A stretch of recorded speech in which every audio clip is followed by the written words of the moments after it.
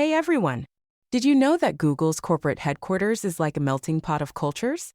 Globes showing Europe, Africa, fork and knife with plate employees from all over the world come together and feel a little closer to home when they see familiar foods from their homeland on the cafeteria menu. Office Building Taco. Google's food guru and chef, Charlie Ayers, designed menus that reflect his eclectic tastes and meet the needs of a diverse workforce. He created his own dishes and even got inspiration from foreign-born employees. Hot Food Globe showing Americas. You can find cafes specializing in Southwestern, Italian, California Mediterranean, and vegetarian cuisines all around the Googleplex. And with more Googlers hailing from Asia, they've got sushi at the Japanese-themed Pacific Café and Thai red curry beef at the East Meets West Café.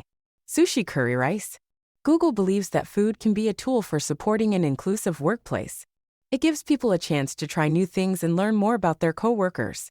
And let's be honest, nothing takes the edge off of working in a foreign country like eating food that reminds you of home. Shallow pan of food red heart.